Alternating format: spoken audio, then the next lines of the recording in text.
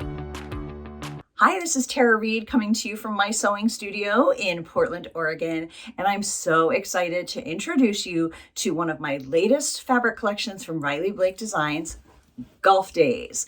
I've been busy stitching up this sample so I can give you a taste of what this is going to be about. The colors are awesome. I'm really excited about this collection, and I think all the golfers out there will be too. So let me show you a little bit more so you know what to put on your wish list for spring.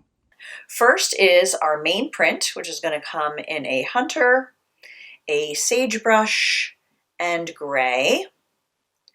Then of course you need golf balls with the golf collection. 3 colorways for that. Then we're calling this the club print because it's kind of like logos for clubs that I made up. Can't go golfing without an argyle. Then we have some golfer silhouettes. The first panel is a 36 by 43.5. My doctor says I need more greens, and Riley Blake will be offering a free pattern to go with that. That is the one that I stitched up for this sample. And then the second one is a pillow or project panel. You can do anything with these squares, and they will also be having a free pattern to go with this one as well.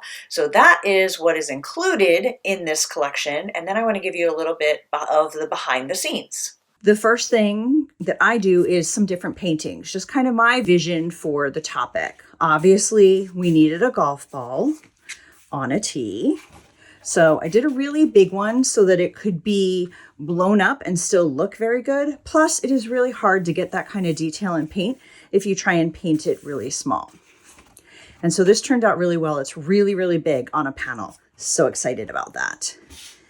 This also required a lot of different size paintbrushes because like this, where I did the greens and then some of the trees and everything that I put into the scene in Photoshop are much more washy. So I used a lot bigger of a brush than I did, say, when I was painting the detail in the glove or the smaller lines on the golf cart.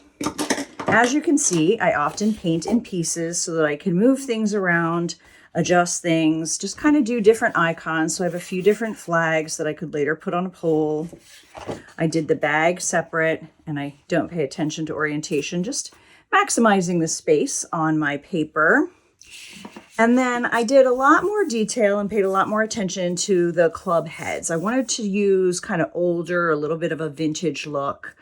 Thought those would be fun. And then I did the grips and the wood so that I could interchange everything.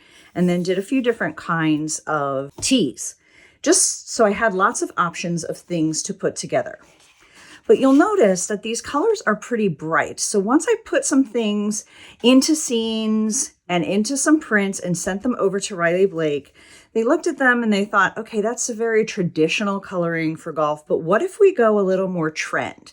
What if we look at colors that are trending right now for golf clothing, especially for women, and that also match up with home decor?